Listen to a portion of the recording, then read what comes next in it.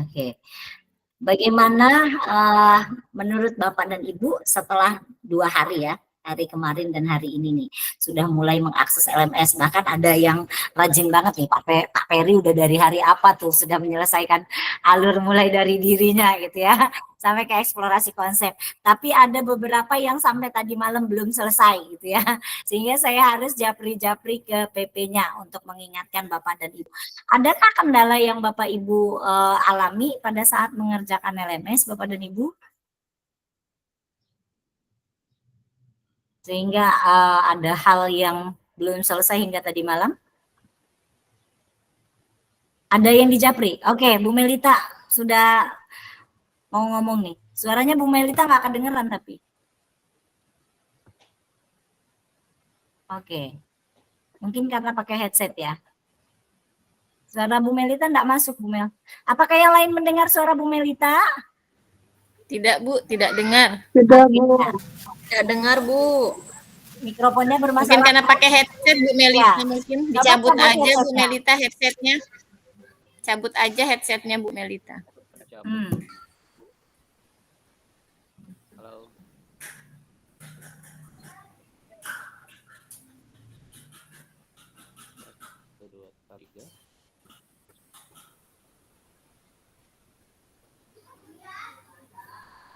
Oke, sambil mengingatkan ya Bapak dan Ibu, jadi kegiatan PGP di Angkatan 11 ini emang agak sedikit berbeda dengan angkatan-angkatan sebelumnya ya. Kemarin waktu kita ngobrol di sesi awal juga sudah saya sampaikan gitu ya. Karena adanya beberapa evaluasi terkait pelaksanaan PGP di beberapa angkatan gitu ya. Bahwa Angkatan 11 ini angkatan istimewa yang sudah mulai dicoba gitu ya menggunakan kanvas PMM gitu ya, bukan Canva ya, tapi kanvas PMM gitu ya, sehingga Bapak dan Ibu semua kegiatan Bapak dan Ibu itu terikut dengan manis di time-nya ya, ada waktunya Bapak dan Ibu berapa lama mengakses LMS-nya gitu ya, kemudian untuk beberapa ke alur yang sebelumnya tidak ada nilainya, pada saat di angkatan Bapak dan Ibu itu ada poinnya gitu ya. Kemudian untuk rukol juga, kegiatan rukol maupun sesi kali ini gitu ya di modul 1.1 di forum diskusi ini itu semua sudah harap diunggah atau dimasukkan ke YouTube ya. Jadi kalau kemarin kita hanya link rekamannya saja, kemudian dikumpulkan ke BGP, angkatan 11 itu sudah harus terunggah gitu ya. Bahkan kalau bisa kita harusnya live streaming langsung menggunakan YouTube ya. Maka diharapkan Bapak dan Ibu semakin ke sini pendidikan guru penggerak ini semakin baik gitu ya. Maka beberapa tugas Bapak dan Ibu sempat saya japri dengan PP-nya, jika memang terdata belum selesai gitu ya di alur tersebut atau mengalami keterlambatan, mungkin Bapak dan Ibu lupa gitu ya, atau mungkin ada hal lain yang Bapak Ibu kerjakan sehingga terlewat gitu ya. Tugas untuk hari kemarin itu ada 3 ya Bapak dan Ibu, mulai dari diri, kemudian eksplorasi konsep itu ada 2, yaitu slide 2 dan slide 10 ya. Itu yang Bapak Ibu kerjakan kemarin dan semuanya berpoin Bapak dan Ibu. Jadi di bagian mulai dari diri itu ada 2 pertanyaan yang dimintakan kepada Bapak dan Ibu gitu ya. Yang pertanyaan pertama adalah refleksi kritis ya Bapak dan Ibu terkait pemikiran Bapak dan Ibu tentang pendidikan yang memerdekakan gitu ya, dengan ada karakter minimal kata gitu ya yang harus Bapak Ibu tuliskan ya.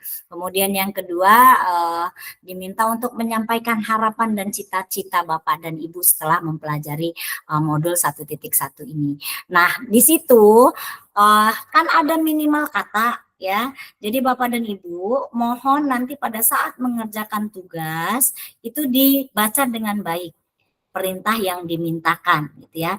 Jangan yang penting tugasnya tunai selesai gitu ya. Sudah centang, kita lagi nggak kejar-kejaran checklist hijau ya. Tapi kita sedang mengejar proses ini agar menjadi pendidikan yang luar biasa. Kan Bapak dan Ibu ini adalah orang-orang yang terpilih gitu ya. Setelah banyaknya rekan-rekan yang tidak lulus gitu ya. Bapak dan Ibu adalah orang-orang luar biasa yang bisa lulus sampai di tahap ini gitu kan. Maka jangan sia-siakan kesempatan ini atau amanah ini untuk hanya menggugurkan tugas saja. Ya, tapi benar-benar di modul itu setiap kali ada modul gitu kan selalu ada bahan ajarnya. Monggo bahan ajarnya itu diakses, dibaca dengan baik gitu ya. Kemudian eksplorasi konsep juga itu ada materi-materi yang perlu Bapak Ibu baca gitu ya untuk dipahami agar nantinya bisa diterapkan di kelas Bapak dan Ibu atau di sekolah Bapak dan Ibu. Jadi jangan hanya yang kemarin ditakutkan itu adalah bahwa terdetek Bapak dan Ibu copy paste dari Google, dari jawaban orang-orang sebelum Bapak dan Ibu, gitu ya. Nah ini terbacanya seperti ini Bapak dan Ibu. Kan ada karakter waktu, ada karakter tuh yang harus dituliskan oleh Bapak dan Ibu. Jadi dengan karakter minimal tersebut, kan nggak mungkin dalam waktu sepersekian menit Bapak dan Ibu sudah menyelesaikannya. Gitu ya. Maka biasanya kalau kita ngetik untuk karakter sekian kan ada time atau waktu yang harusnya terpakai. Nah, untuk Bapak dan Ibu bisa mempelajari modul itu kan ada waktu yang terbaca, berapa lama Bapak dan Ibu membaca itu, mengerjakan tugas itu. Maka untuk beberapa orang yang saya sampaikan dengan PP-nya itu untuk dijapri. Karena terbacanya hanya sepersekian menit untuk menyelesaikan tugas yang cukup padat tersebut. Ya, jadi nanti untuk tugas-tugas selanjutnya Bapak dan Ibu mohon dipahami kembali apa yang diinginkan oleh tugas tersebut, kemudian dibaca materinya dengan baik agar Bapak dan Ibu selesai pendidikan ini juga menjadi agen-agen perubahan yang luar biasa pada pendidikan di Indonesia. Nah, hari ini Bapak dan Ibu kita mulai eksplorasi konsep modul 1.1 yaitu forum diskusi refleksi kritis tentang pemikiran KHD. Nah, sebelum kita mengupas tuntas modul ini, mari kita mulai kegiatan ini dengan berdoa terlebih dahulu. Agar segala sesuatu yang kita jalani itu Allah ridhoi ya. Berdoa mulai.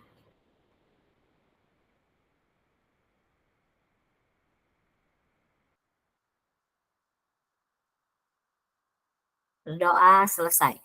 Semoga segala sesuatu yang Bapak Ibu doa Allah ijabah dan Bapak dan Ibu diberikan kemudahan untuk memahami materi hari ini dan juga bisa mengambil hal-hal positif yang bisa Bapak Ibu terapkan nantinya di dunia pendidikan. Ya.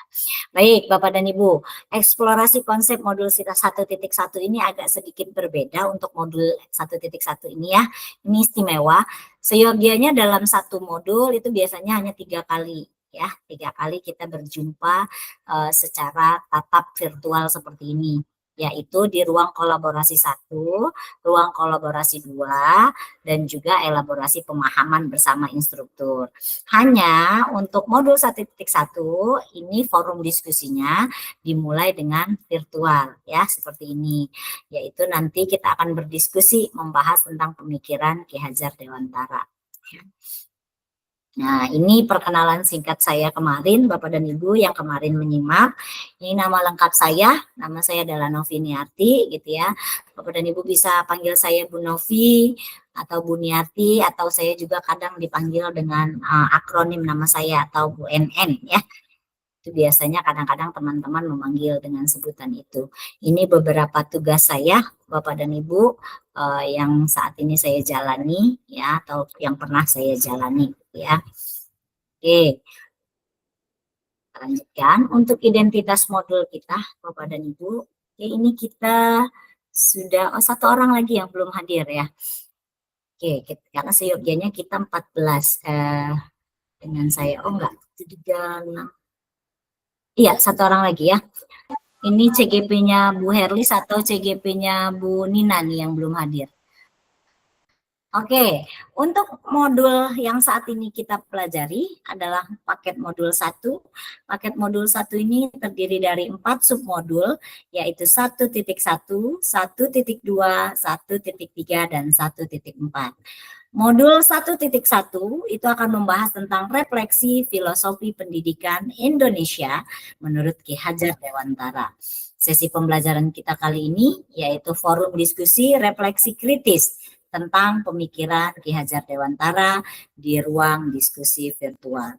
Dengan jumlah jam 2 JP, 1 JP-nya adalah 45 menit, maka kita akan belajar di ruang virtual ini selama 90 menit. Fasilitator adalah saya, Noviniarti. Kompetensi lulusan yang dituju. Yang pertama, yaitu guru penggerak memahami peran dan alasan menjadi pemimpin pembelajaran. Kemudian yang kedua, guru penggerak melalui refleksi diri yang terdokumentasi mampu secara reguler mengidentifikasi kebutuhan, peningkatan kompetensi dan kematangan diri demi mendukung pembelajaran murid. Capaian umum modul yang pertama, Bapak dan Ibu calon guru penggerak mampu memahami pemikiran filosofis pendidikan Ki Hajar Dewantara dalam melakukan refleksi kritis atas korelasi pemikiran-pemikiran tersebut dengan konteks pendidikan lokal dan juga nasional saat ini. Yang kedua, calon guru penggerak mampu mengambil pembelajaran dari pemikiran filosofis Ki Hajar Dewantara untuk diterapkan sebagai pemimpin pembelajaran yang mengupayakan terwujudnya sekolah sebagai pusat pengembangan karakter. Sementara untuk capaian khusus modul, secara khusus, modul ini diharapkan dapat membantu calon guru penggerak untuk memiliki yang pertama yaitu pengetahuan tentang dasar-dasar pendidikan menurut Ki Hajar Dewantara. Yang kedua, Bapak dan Ibu diharapkan memiliki keterampilan untuk mengelola pembelajaran yang berpihak pada murid pada konteks lokal kelas dan juga sekolah. Yang ketiga, Bapak dan Ibu diharapkan memiliki sikap reflektif kritis dalam menerapkan pembelajaran yang merefleksikan dasar-dasar pendidikan KHD dalam menuntun murid mencapai kekuatan kodratnya. Nah, ini adalah identitas modul 1.1 ini Bapak dan Ibu. Sampai di sini, apakah suara saya aman terdengarnya di tempat Bapak dan Ibu? Aman. Aman Ibu. Oke. Ataukah terlalu kecepatan? Tidak Bu. Bisa mendengar dengan baik ya? Oke, aman ya? Iya, Bu. Oke, aman, saya lanjut. Aman.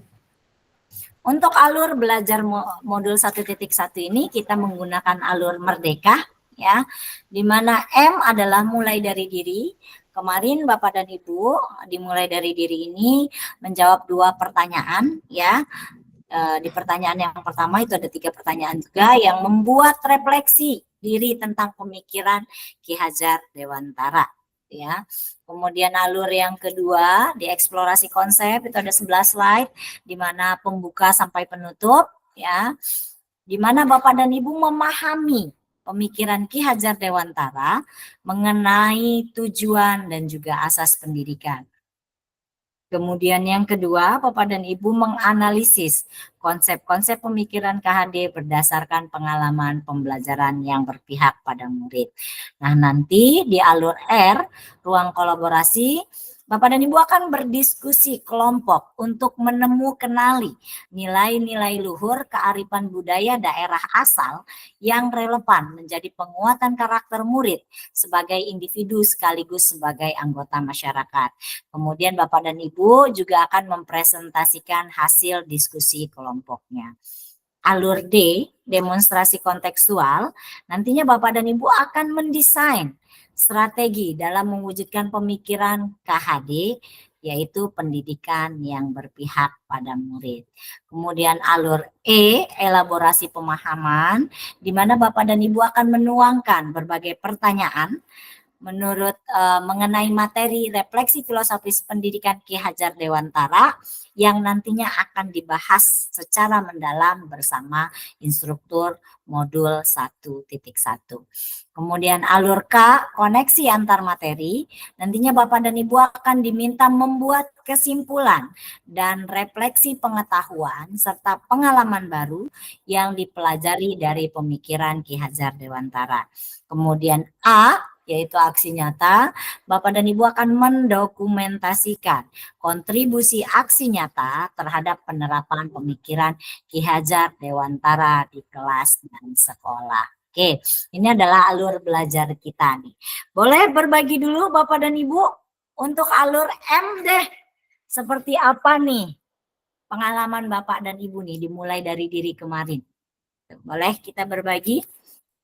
apa rasanya gitu ya, dalam 2 hari gitu Bapak dan Ibu mengakses LMS tersebut di alur M dan E. Boleh Bu Yuliana deh, boleh saya dengar suaranya? Baik Ibu, terima kasih atas waktunya. Untuk di awal kemarin dengan tugas yang pertama itu masih rada-rada takut Bu, takut salah, ini benar apa enggak alurnya. Karena terus terang masih butuh pengalaman Bu, ini pengalamannya belum ada, masih belajar.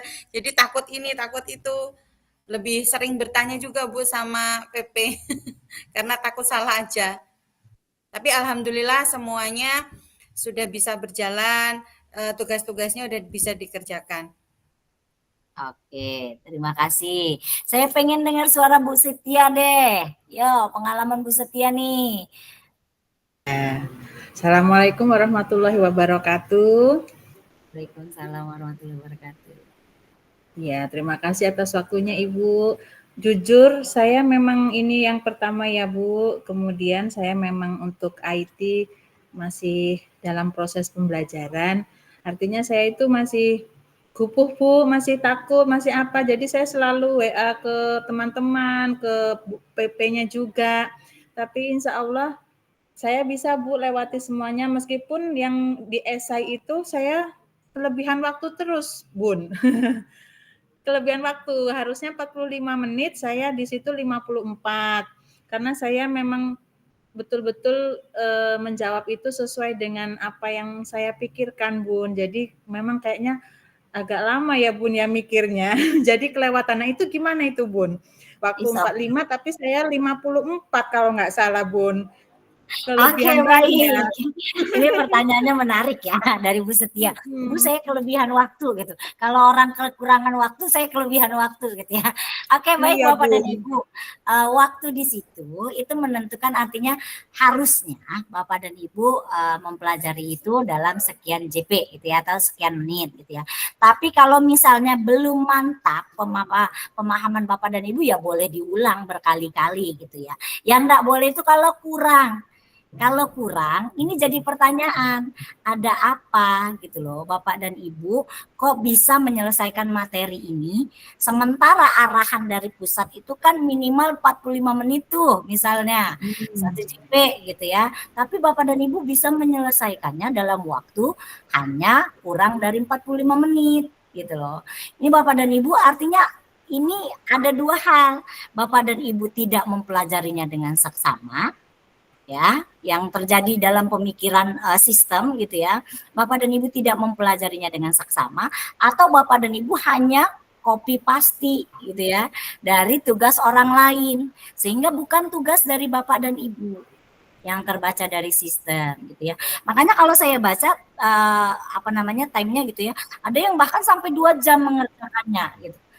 Ini berarti kan dia mengulang-ulang lagi sampai dia benar-benar dapat pemahaman apa sih yang mau diminta dari tugas ini gitu ya.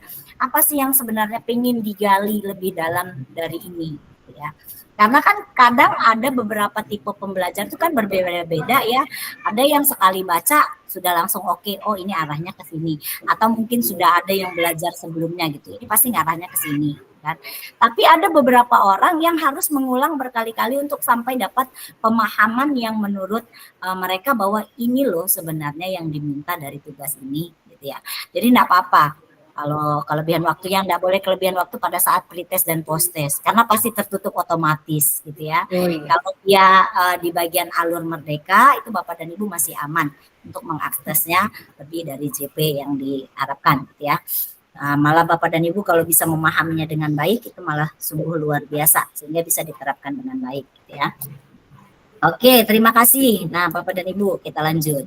Tujuan pembelajaran dari modul ini yaitu Bapak dan Ibu selaku peserta mampu memberikan perspektif reflektif kritis tentang pemikiran filosofi pendidikan Ki Hajar Dewantara dalam forum diskusi ya. Oke.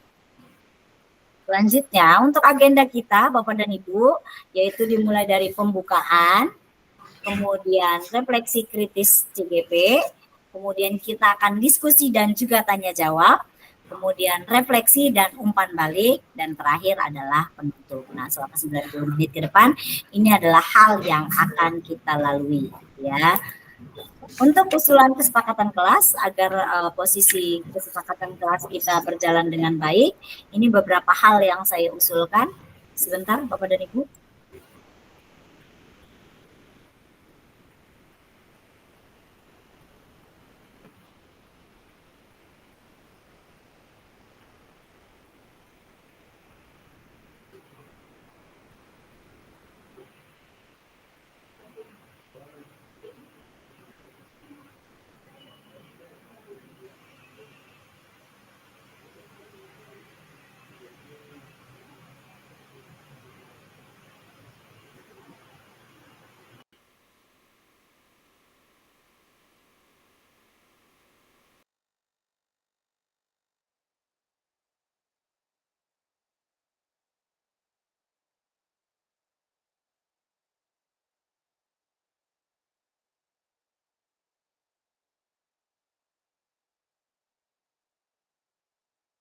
Oke, mohon maaf ya Bapak dan Ibu.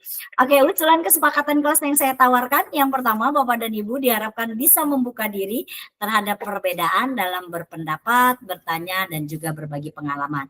Nah, karena kita di sini ada 12 orang, artinya pasti pemikirannya akan berbeda-beda. Maka mari kita sama-sama membuka diri bahwa perbedaan itu indah, gitu ya. Bahwa nggak semua itu harus sepemikiran dengan kita. Kemudian yang kedua, semua peserta diharapkan aktif untuk menghadirkan mindfulness gitu ya.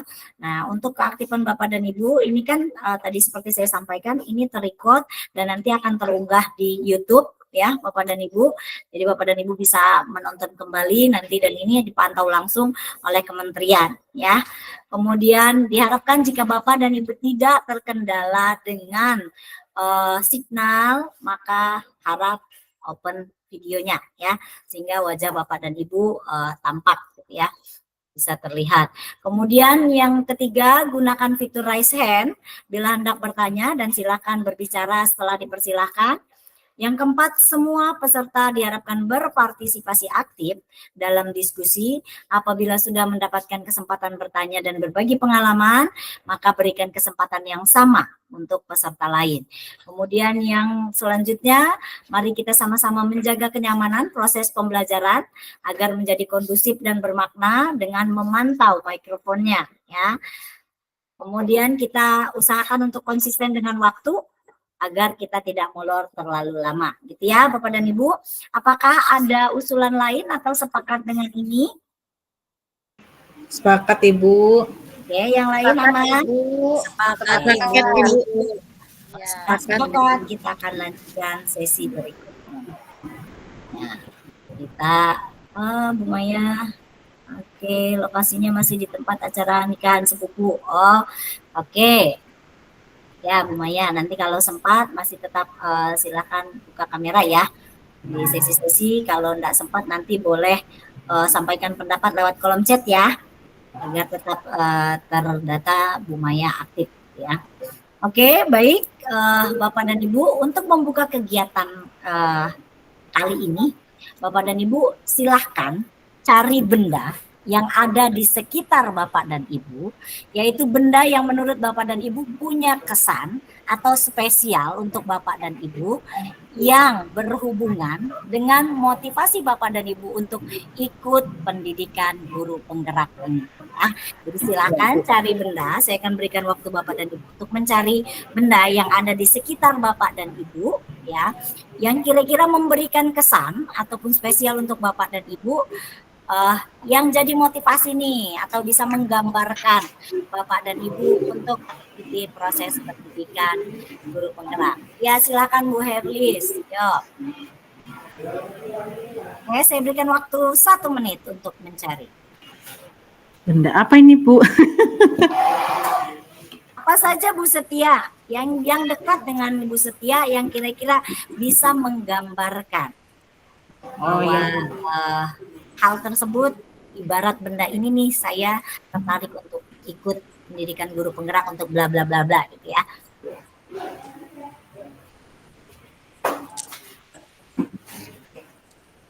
Oke, ada yang sudah siap? Bu Nur Laila sudah open mic. Ya, Belum, Bu. pokoknya kalau mic-nya kebuka, saya tunjuk deh. Ayo Bu Nur Laila, Bunda apakah itu?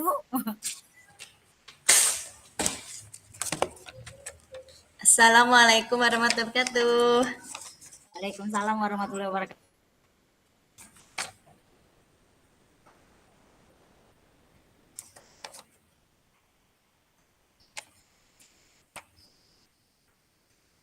Udah. Ada suaranya ya, silakan Bu Nur Laila. Benda apakah itu? Saya menekan kertas belum ada tulisannya, Bu. Ini menjadi motivasi saya. Dengan kertas ini seperti diri saya yang belum banyak pengalaman.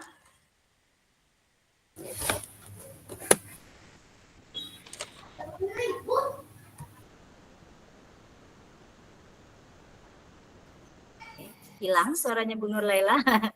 Oke. Hilang suaranya Bu Nur. Halo? Oke. Yang dipegang adalah bendanya kertas.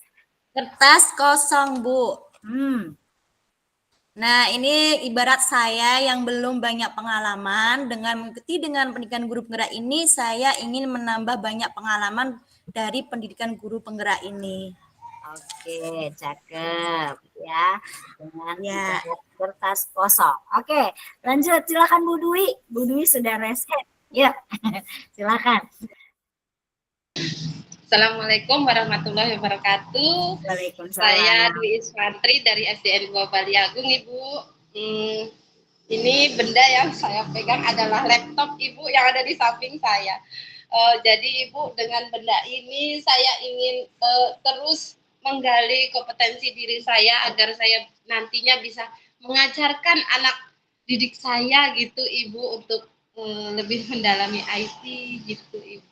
Oke, terima kasih Bu Dwi. Oke. Untuk terus upgrade diri laptopnya ya, gitu. Seperti Bu Dwi yang terus upgrade lewat pendidikan guru penggerak, gitu ya. Oke, terima kasih Bu Melita, silakan. Sami-sami. Terima kasih Ibu sebelumnya. Assalamualaikum warahmatullahi wabarakatuh. Untuk benda di sekitar saya yang saya ambil yang terdekat dengan saya adalah pena Ibu. Jadi pena ini saya lambangkan sebagai pembelajar sepanjang hayat.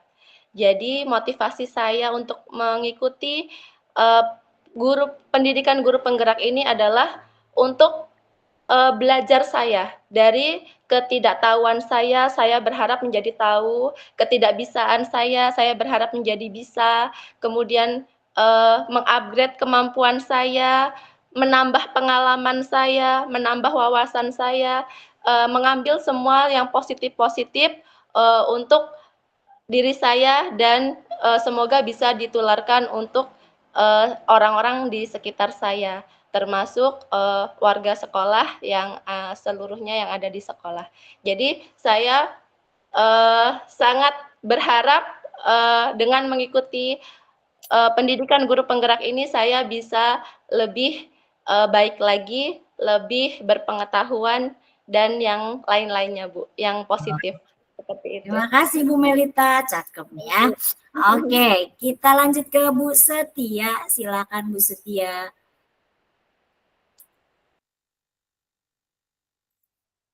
Di-mute dulu Ibu, dibuka mikrofonnya.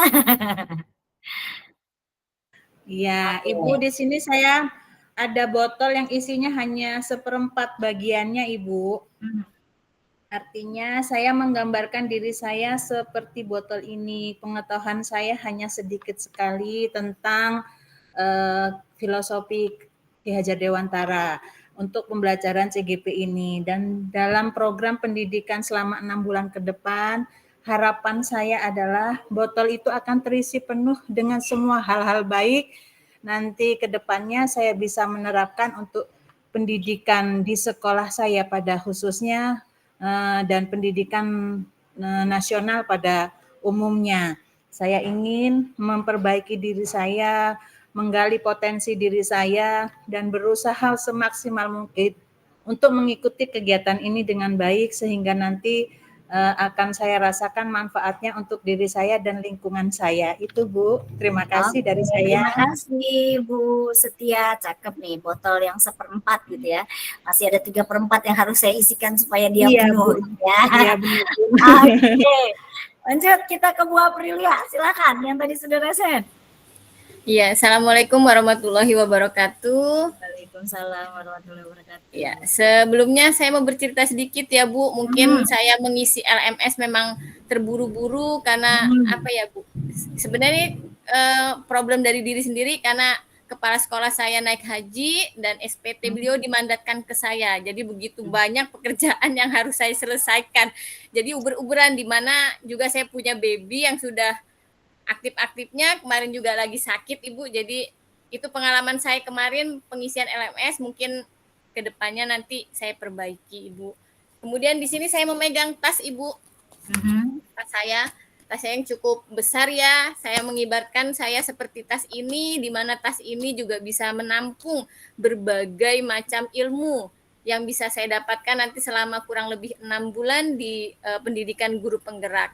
Mudah-mudahan tas saya ini nanti bisa menampung banyak hal baik yang bisa merubah saya menjadi lebih baik dalam mengajar, bukan hanya karena tujuan saya bukan untuk jadi kepala sekolah atau apa ya Bu, karena tujuan saya ikut guru penggerak ingin mendapatkan ilmu, karena saya juga ilmu saya sangat sedikit, jadi saya ingin mendapatkan ilmu supaya ibaratnya masuk ke dalam tas saya ini Ibu. Begitu Ibu. Oke, terima kasih Bu April, cakep nih ya. Jadi kertas, laptop, pena, botol bisa masuk ke tasnya Bu April nih ya. Oke, lanjut ke Pak Ferry, silakan Pak Ferry. Ya Ibu, saya izin ini ya Bu ya. Sebenarnya di sini ada banyak sih Bu. Pertama ada pulpen, ada buku juga. Cuman karena tadi mungkin udah dijawab gitu kan. Di sini saya ada salah satunya Bu. Di sini ada earphone atau headset ya Bu ya. Gitu. Mungkin di sini saya menggambarkan diri saya. Saat ini adalah saya ini hanya seorang pendengar. Seperti itu Bu. Mungkin apabila saya sudah siap, saya baru mulai berbicara. Seperti itu. Mungkin itu aja saya Bu yang bisa saya sampaikan. Jadi Pak Ferry saat ini berperan sebagai pendengar yang nantinya akan berbicara dan melakukan dari ilmu-ilmu yang didengar. Seperti ya. itu mungkin. Oke, terima kasih Pak Ferry. Kita lanjut Bu Wiwi. Bu Wiwi masih galau dia mau ambil barang apa nih. Oke, sudah. Oke. Waalaikumsalam. Saya menemukan alat kecil Bu Wiwi. Saya terinspirasi dengan ini. Suaranya Bu Wiwi kecil sekali ya. Bapak dan Ibu bisa dengar? Tidak Bu. Tidak Bu, kecil suara Bu Wiwi. Suara Bu Wiwi. Sudah jelas belum? Suaranya sepertinya jauh sekali Bu Wiwi. Jauh ya Bu ya? Iya. Terdengar belum Bu? Terdengar Bu. Masih kecil.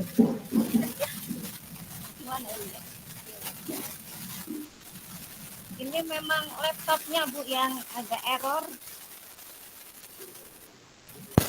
Gak apa-apa, yuk. Berarti Bu Wiwi yang harus agak sedikit mendekat dengan laptopnya ya. Iya. Jadi saya menemukan alat pensil. Alat pensil ini adalah alat yang digunakan anak untuk awal mula menulis. Jadi ketika anak menulis salah, masih bisa dihapus. Begitu juga dengan diri saya. Jika terdapat kesalahan dalam beberapa hal di dalam mengerjakan tugas atau yang lainnya, saya masih harus berusaha lagi supaya tulisan saya itu lebih bagus lagi, lebih indah lagi, supaya betul begitu. Jadi dengan pensil ini akan merubah tulisan ke depannya supaya lebih indah, lebih bagus, dan lebih bervariasi. Itu begitu saja Bu.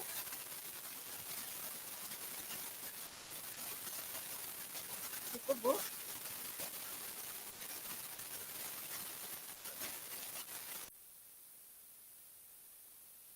Ibu maaf tidak terdengar Ibu, masih di unmute.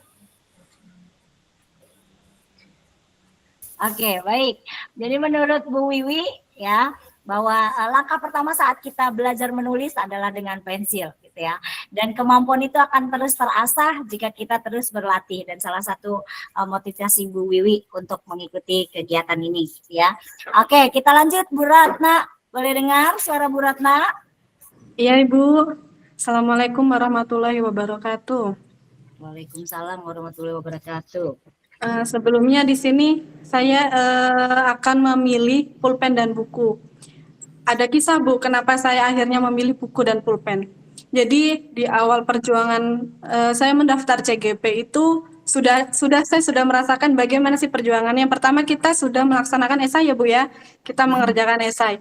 Di situ perjalanan saya untuk menyelesaikan esai itu penuh perjuangan Bu. Kalau saya boleh curhat ya Bu ya. Boleh, Jadi, boleh Bu. Saya ya, dengerin Bu. pada saat saya mengerjakan esai itu 3 kali Bu, 3 kali di pendaftaran saya itu hilang. Jadi nge-restart, jadi daftar ulang seperti itu Bu selama 3 kali. Jadi kenapa pulpen dan buku ini menjadi saksi saya, karena yang ketiga kalinya akhirnya saya menulis lagi, apalagi pokok esai lagi yang saya mau isi, jadi saya mengulang lagi dari awal gitu Bu.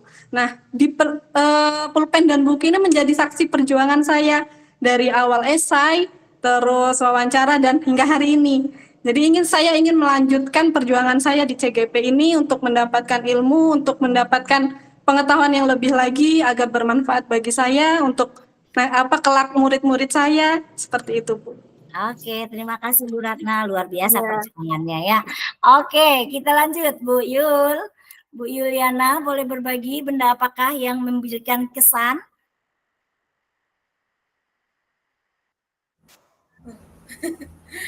Maaf Ibu, agak ngos-ngosan. Ini tadi masih perjuangan Bu, ternyata mati lampunya lebih awal. Wah, Iya, ini jadi aku lari sana lari sini supaya bisa.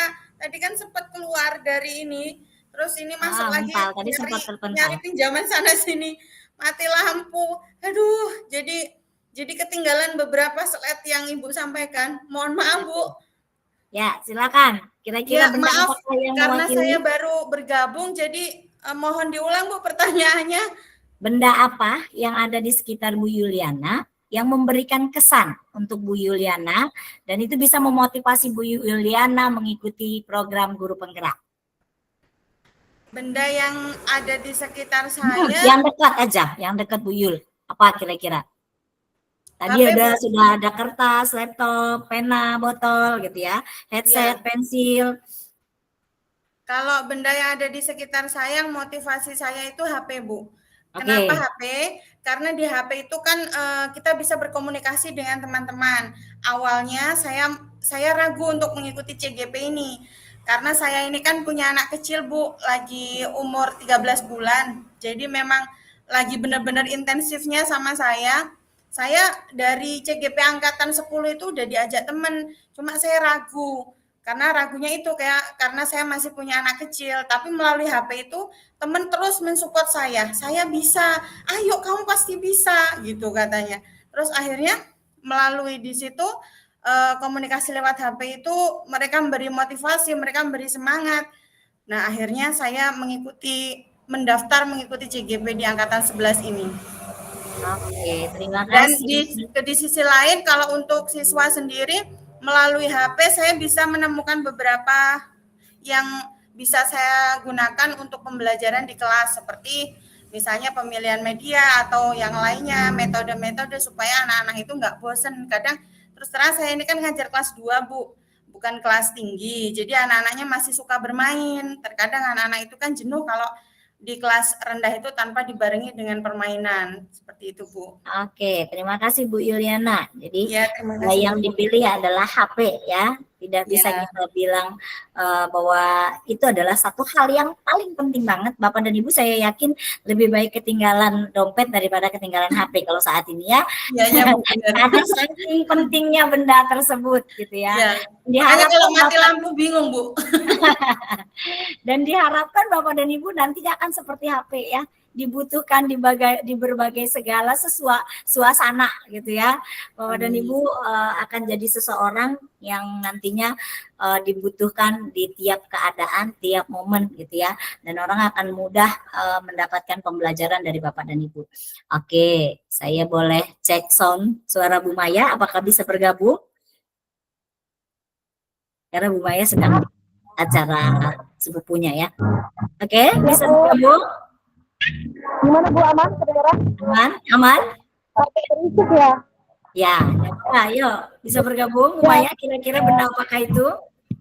Ini benda yang sekarang saya pakai yang menempel di badan saya adalah jam tangan ya Bu ya. Di mana jam tangan ini menurut saya punya filosofi yang mendalam, yaitu terkait tentang waktu Bu. Jadi saya berharap dengan waktu yang sudah saya limpahkan, saya mendapat sebagai PGP dapat memperbaiki, memotivasi dan memperbaiki diri saya secara pribadi dan juga saya sebagai seorang remaja. Nah, bertemu dengan teman-teman yang hebat tentunya dan juga teman-teman yang memiliki pengalaman lebih banyak dibandingkan dengan saya. Oke, terima kasih Bu Maya. Jadi yang jadi jadi kesan mendalam untuk Bu Maya adalah jam tangan ya, di mana akan mengingatkan pada waktu ya, bahwa proses ini adalah proses yang panjang Bapak dan Ibu ya. 6 bulan Bapak dan Ibu akan berproses dan berprogres. Jangan sia-siakan waktu selama 6 bulan tersebut untuk tidak mendapatkan apa-apa setelah proses panjang ini gitu ya. Nah, beberapa benda yang tadi Bapak Ibu sebutkan, kemudian yang juga menjadi motivasi Bapak dan Ibu diibaratkan untuk penggerak atau penyemangat Bapak dan Ibu dalam mengikuti proses pendidikan ini, ya ada banyak hal, tadi ada kertas, laptop, pena, botol, tas, kemudian headset, pensil, pena dan buku, HP, dan juga jam tangan. Mudah-mudahan benda-benda ini selalu mengingatkan Bapak dan Ibu dan selalu menambahkan motivasi Bapak dan Ibu untuk terus bergerak, melakukan perbaikan-perbaikan di proses pembelajaran nantinya kepada anak didik Bapak dan Ibu. Ya, terima kasih. Oke, kita lanjutkan. Nah, kemarin Bapak dan Ibu sudah mengakses LMS secara mandiri di alur mulai dari diri dan juga eksplorasi konsep. Nah, mind map dari substansi modul 1.1 ini, yang pertama yaitu Bapak dan Ibu diarahkan untuk membaca tujuan pembelajaran dari modul ini.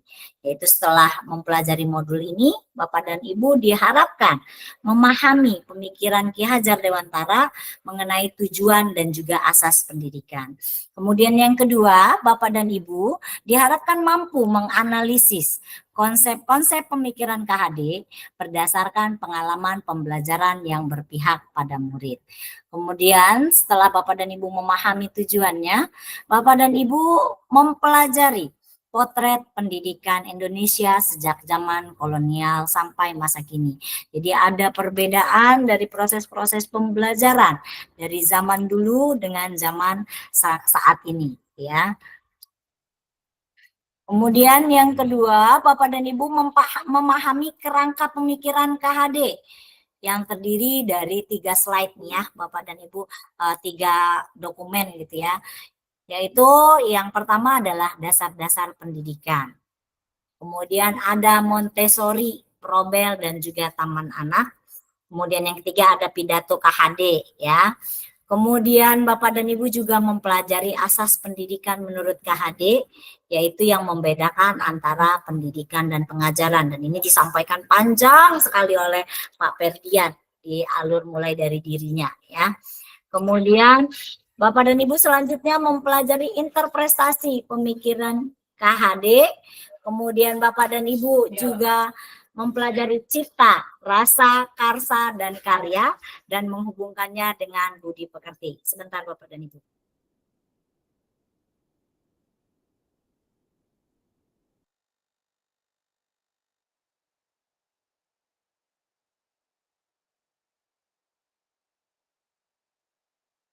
Oke, selanjutnya Bapak dan Ibu mengakses kodrat alam dan juga kodrat zaman, di mana kodrat alam itu adalah sifat dan bentuk lingkungan, di mana anak berada. Kemudian kodrat zaman sendiri adalah berkaitan dengan isi dan irama, di mana anak tersebut zamannya saat ini. Kemudian yang selanjutnya adalah dasar pendidikan yang menuntun, yaitu Bapak dan Ibu mempelajari tentang Ki Hajar Dewantara mengibaratkan peran pendidik sebagai seorang petani dan pendidik adalah pamong. Ini adalah mind map atau substansi modul 1.1 yang kemarin Bapak Ibu pelajari di eksplorasi konsep. Nah, selanjutnya kita akan berbagi nih Bapak dan Ibu. Dari mind map ini atau substansi modul ini, apa yang bisa Bapak Ibu tarik atau pemikiran atau garis besar yang bisa Bapak Ibu tarik dari yang Bapak Ibu baca. Nah, menurut Bapak dan Ibu nih, apa makna dari kata menuntun dalam proses pendidikan menurut Bapak dan Ibu? Oke, silahkan raise hand. Mari kita berbagi. Apa itu menuntun? Oke, silakan Bu Dwi. Iya, Ibu. Menuntun menurut saya adalah mendampingi siswa dalam proses pembelajaran, membawa siswa dalam karakter yang baik, begitu Ibu, mengajarkan siswa untuk berbudi pekerti luhur, itu yang namanya menuntun, begitu Ibu. Maaf. Oke, terima kasih. Mendampingi siswa ya agar memiliki karakter yang baik menurut Bu Dwi. Oke, kita lanjut ke Bu Setia, silakan.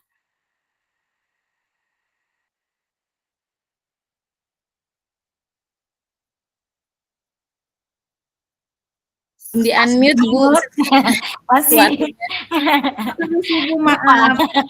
Iya, lupa terus. Jadi menurut saya Ibu, menuntun itu adalah memberikan bimbingan serta arahan, juga dorongan kepada siswa didik kita. Tentunya kita harus berupaya secara maksimal untuk menggali potensi secara akademik, juga secara moral, baik itu sosial maupun perilaku siswa kita, sehingga siswa itu dapat tumbuh kembang secara menyeluruh atau holistik, kemudian dia dapat mengembangkan dirinya itu kepada lingkungan sekitarnya. Itu menurut saya menuntun itu artinya membimbing atau memberi dorongan, Ibu. Terima kasih. Wassalamualaikum warahmatullahi wabarakatuh. Memberikan bimbingan, dorongan, arahan menurut Bu Setia. Ya. Iya. Oke, kita lanjut. Tadi Bu April sudah resen diturunin lagi. Kenapa? Oke, Bu April, silakan. Iya, Bu. Iya. Kalau menurut saya menuntun itu saya melanjutkan aja. Kalau menurut saya sudah setuju dengan yang disampaikan sama Bu Setia tadi. Tapi kalau untuk saya menambahkan, bukan hanya mendorong atau mengajari atau membimbing, tapi juga menurut saya itu harus memberikan contoh kita. Kita harus memberikan contoh terlebih dahulu. Karena anak-anak menurut saya tidak hanya kita kasih tahu atau hanya sekedar diajari, tapi perlu juga kita mencontohkan. Jadi mereka bisa kita tuntun bersama-sama, gitu Bu. Itu menurut saya seperti itu. Oke, baik, memberi contoh atau teladan ya menurut Bu April. Oke, kita lanjut ke Bu Yul. Silakan Bu Yuliana. Baik Ibu, terima kasih. Kalau menurut saya, ini hanya menambahkan ya Bu, untuk jawaban dari Bapak Ibu semuanya sudah bagus-bagus. Tapi kalau menurut saya, kalau menuntun itu lebih ke menggandeng tangan Bu. Menggandeng tangan itu bukan berarti menggandeng untuk hanya belajar berjalan saja, tapi menggandeng tangan itu membantu siswa-siswi itu untuk menemukan bakatnya, minatnya. Misalnya mereka kesusahan dalam hal apa, kita bantu, kita tuntun mereka supaya mereka itu tidak kesusahan dalam mengikuti kegiatan pembelajaran. Itu Bu dari saya. Terima kasih. Terima kasih Bu Yuliana, menggandeng tangan untuk memberi arahan menurut Bu Yuliana. Oke, Bu Melita silakan. Ya baik.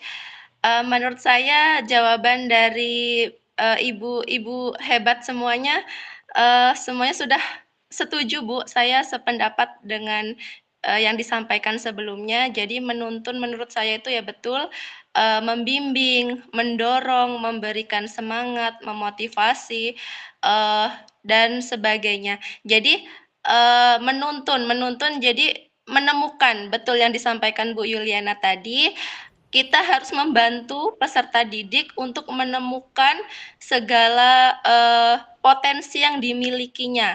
Kita membantu tumbuh kembangnya, baik secara akademis maupun bakat-bakat karakter dari si peserta didik. Jadi kita sebagai guru itu menuntun tumbuhnya agar menjadi pribadi yang lebih baik. Jadi sesuai pemaparan Ki Hajar Dewantara bahwa sesuai kodrat alamnya ya Bu. Jadi setiap anak membawa kodratnya masing-masing. Kita hanya bisa berusaha untuk menuntun atau membantu peserta didik untuk menebalkan warna-warna yang positif, sehingga warna-warna yang negatif yang sudah dibawa oleh kodratnya itu bisa luntur, maaf bukan luntur, ya hilang ya, lama-lama hilang. Jadi yang ditebalkan, yang ditampakkan hanya semua perilaku-perilaku yang positif saja. Ya, seperti itu mungkin Bu menurut saya. Oke, terima kasih Bu Melita. Jadi tidak hanya akademik saja yang kita sasar gitu ya, tapi juga karakternya gitu. Oke, kita lanjut ke Bu Wiwi. Silakan Bu Wiwi. Apa itu menuntun menurut Bu Wiwi? Terdengar, tapi mesti kudu deket gitu, biar suaranya kenceng gitu ya. Laptopnya ini mungkin yang error Bu ya. Jadi menuntun itu menurut saya itu dengan mendengarkan ibu-ibu yang sudah berbicara tadi, menurut saya sudah bagus. Sedikit saya menambahkan, menuntun itu artinya selain memberikan arahan dan bimbingan, kita harus juga memberikan dukungan yang berkelanjutan untuk memberikan panduan tentang nilai moral, kemudian akhlak. Selain itu kita juga memberikan dukungan emosional dan motivasi. Selain itu menuntun itu membantu anak mengembangkan potensinya. Itu saja Bu, cukup. Terima kasih. Oke baik, terima kasih Bu Wiwi. Kita lanjut ke Bu Nur Laila. Silakan Bu Nur. Ya, terima kasih. Menurut saya, dilihat dari semua ibu-ibu semua sudah benar. Cuman mau nambahkan, selain kita beri arahan, mungkin kita harus mengawasi supaya anak itu tidak salah arah. Gitu aja Bu. Oke, mengawasi anak agar tidak salah arah gitu ya. Oke, kita lanjutkan ke pertanyaan kedua nih ya. Nanti boleh yang lain sambil sampaikan pendapatnya ya. Bagaimana kata menuntun Bapak Ibu maknai dalam konteks sosial budaya di daerah Bapak dan Ibu? Apa yang bisa Bapak Ibu lakukan untuk mewujudkan pendidikan anak yang relevan dengan konteks sosial budaya di daerah Bapak dan Ibu? Oke, boleh saya pengen dengar suara Bu Ratna nih. Kira-kira menurut Bu Ratna apa relevansinya? Apa keterkaitan ini dengan sosial budaya? Ya, terima kasih Ibu. Mungkin kembali lagi ke definisi menuntun yang pertama ya Bu ya. Dari proses menuntun dalam pendidikan, ini kita hubungkan dengan sosial budaya yang ada dalam masyarakat kita. Terkadang anak itu belum tahu Bu atau belum paham bagaimana dia menempatkan diri dalam lingkungan yang berbeda-beda. Misal di lingkungan, kalau dalam satu lingkungan masyarakat itu kan kadang kita saling berkelompok ya Bu ya. Anak itu belum paham. Nah, kita harus mengawasi, kita harus memberi arahan bagaimana sosial budaya dalam lingkungan kita itu berpengaruh kepada konteks pendidikan anak itu. Kira-kira contoh relevannya Bu Ratna untuk konteks Kalau budaya di daerah Ibu? Ya, kalau untuk di lingkungan saya, perbedaan sosial budaya yang pertama itu yang paling signifikan ya Bu ya. Untuk di sini adat istiadat sih Bu biasanya. Nah, dalam lingkungan di daerah saya ini, perkataan atau cara bahasa anak itu sudah mulai menurun, Bu. Terhadap orang yang lebih tua, terhadap sesama teman itu kalau sekarang ini sudah kayak sama rata gitu, Bu, untuk di lingkungan saya. Jadi itu mungkin yang perlu arahan atau perlu tuntunan dari kami pendidik ini untuk pendidikan anak itu tersebut, Bu. Oke, sosial budaya di daerah lingkungan Bu Ratna, apa itu yang boleh jadi contoh? Kalau tadi Bu Ratna bilang itu adat istiadat apa itu? Yang seputaran sekolah Bu Ratna lah. Ya, itu tadi Bu, dari saya mengambilnya bahasa sih Bu, lebih ke bahasa. Kalau di daerah saya itu kan bermacam-macam ya Bu ya. Jadi nggak hanya satu dari suku misalkan, nggak hanya dari satu suku. Itu bahasa yang digunakan itu udah yang gimana ya Bu ya nyampeinnya? Udah tinggi lah Bu untuk anak, untuk saya kan untuk sekelas SD ya Bu ya. Itu sudah masuknya zona merah lah Bu kalau untuk di lingkungan saya Bu. Jadi itu perlu untuk adanya kesadaran dari orang tua dan guru untuk menuntun peserta didik tersebut Bu. Oke, saya malah tertarik nih menggali lebih dalam Bu Ratna. Zona merah di sini maksudnya apa nih? Gini Bu, kalau di daerah saya itu Bu, bahasa yang digunakan sehari-hari anak itu tuh gimana ya Bu ya cara ngomongnya?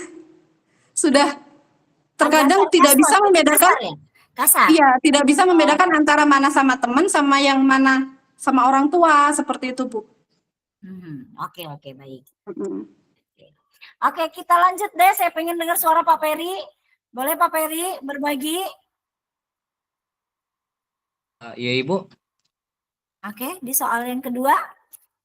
Bagaimana kata menuntun ini yang dikaitkan dengan konteks budaya, sosial budaya di daerah sekolah Pak Peri nih? Oh gitu. Ini mohon maaf Bu ya, dari tadi saya sembari ngetik gitu Bu ya. Ini kalau menurut saya Bu ya, karakter peserta didik itu harus menunjukkan keteladanan dan memberikan contoh yang baik kepada peserta didik Bu. Itu. Nah, kayak misalkan nih Bu, seorang guru yang mendidik muridnya saat kita berbicara gitu Bu, ataupun menyampaikan materi dan juga bersosialisasi dan bertoleransi gitu Bu. Setidaknya di sini kita dulu yang memberikan contoh seperti itu Bu. Baik tidak hanya di dalam kelas, mungkin berada di luar kelas, seperti misal contoh pada saat jam istirahat mungkin anak-anak tanpa sengaja masuk ke ruang guru Ibu. Nah, terkadang di sini tanpa sadar kita mencontohkan hal yang tidak baik, seperti memanggil nama rekan sejawat kita ataupun tidak memakai bahasa Bapak, Ibu, seperti itu saja sih Bu. Itu menurut saya memberikan contoh yang pengaruh yang kurang gitu Bu. Atau misal mungkin kita dengan rekan sejawat ini yang mana ruang lingkupnya masih di dalam sekolah ya Bu ya, kita ada panggilan tersendiri, misalkan saya memanggil kawan saya di sini ada julukan tersendiri dan itu tanpa sengaja dan didengar oleh anak tersebut dan itu merupakan suatu contoh hal yang tidak baik. Itu aja sih Bu kalau menurut saya. Jadi pada intinya adalah menunjukkan contoh yang baik saat berbicara dan menyampaikan materi, bersosialisasi dan bertoleransi itu tidak hanya di dalam kelas tetapi di luar kelas juga, seperti itu Bu. Oke, artinya teladan ya. Kalau Pak Peri saya Ya, bisa ambil lebih garisnya kurang. bahwa kita memberikan teladan dulu nih, gitu kan. Oke, baik kita lanjut nih. Menurut Bapak dan Ibu ya, mengapa pendidikan anak itu perlu mempertimbangkan kodrat alam dan juga kodrat zamannya? Kira-kira kenapa sih itu penting gitu? Kenapa harus kita sesuaikan nih mendidik anak perlu mempertimbangkan kodrat alam dan juga kodrat zamannya? Bu Nur? Oh, Bu Yuliana. Oke, Bu Yuliana dulu. Nanti setelahnya Bu Nur ya. Ini saya diminta dipaksa baru jawab nih. Oke, Bu Yul. Monggo silakan, ini masih malu-malu. Ini belum berani resen. Ya, silakan. Baik Ibu, izin menjawab. Untuk kodrat alam, kita kembali ke pengertian kodrat alam. Kalau kodrat alam itu kodrat yang alami, yang dimiliki oleh anak itu sendiri. Nah, kita sebagai guru atau pendidik kita tidak bisa merubah kodrat alam. tapi kita hanya bisa membantu atau memoles saja supaya kodrat alam, kodrat yang dimiliki anak itu berubah menjadi lebih baik lagi gitu. Sementara kodrat zaman itu kan ya memang harus diikuti, itu perkembangan zaman yang semakin hari semakin berkembang. Contohnya kayak kita seperti ini.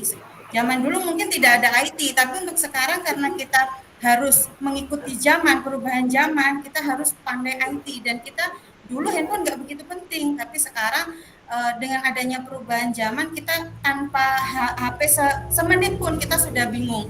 Nah, untuk kembali ke pertanyaannya mengapa pendidikan itu perlu mempertimbangkan kodrat alam dan kodrat zaman, menurut saya karena keterampilan itu ya harus dikuasai, keterampilan yang dikuasai anak itu harus terus berkembang gitu.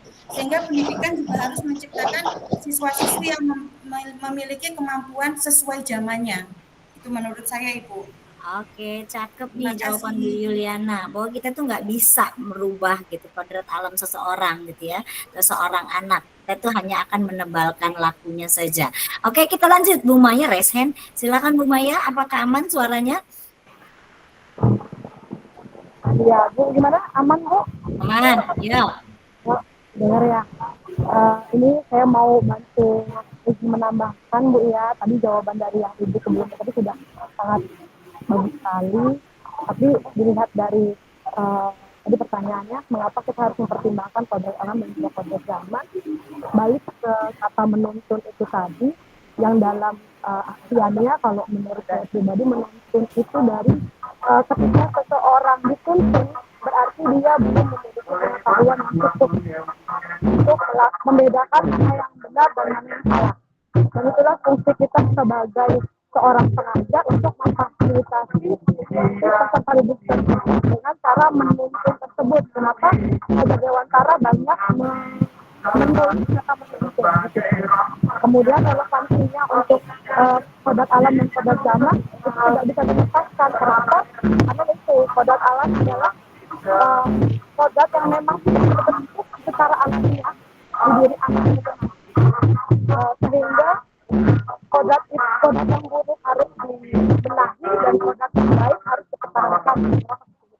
Dan kodrat zaman yaitu benar tadi, ketika kita sekarang berada di zaman yang berbeda, saya pernah dengar kutipan dari yang tersebut, didiklah anaknya sesuai dengan kemampuannya. Tidak mungkin kita mendidik anak sama seperti zaman kita dulu, di mana sekarang anak-anak kita mungkin bisa lebih mendengar, tapi kita bisa memberikan contoh melalui media sosial atau untuk video, atau kita membuat atau konten-konten berbagi yang kira-kira bisa membangun dan mengikuti perkembangan zaman mereka. Seperti itu, Bu. Oke, terima kasih Bu Maya. Jadi di tempat Bu Maya lagi dangdutan ya Bapak Ibu. Walaupun Bapaknya itu tadi Bu Setia sampai deketin apa yang disampaikan gitu ya. Tapi saya bisa mendengar beberapa kalimat yang disampaikan oleh Bu Maya bahwa sejatinya setiap anak itu yang kita ajar sebenarnya belum punya pengetahuan yang cukup ya. Atau memang mereka sudah punya garis-garis halus tersebut gitu.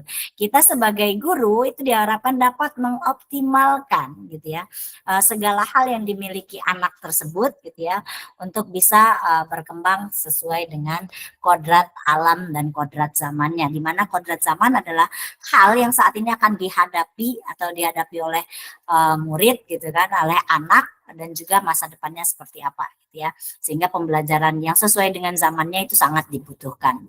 Oke Bu Wiwi silakan. Iya, terima kasih.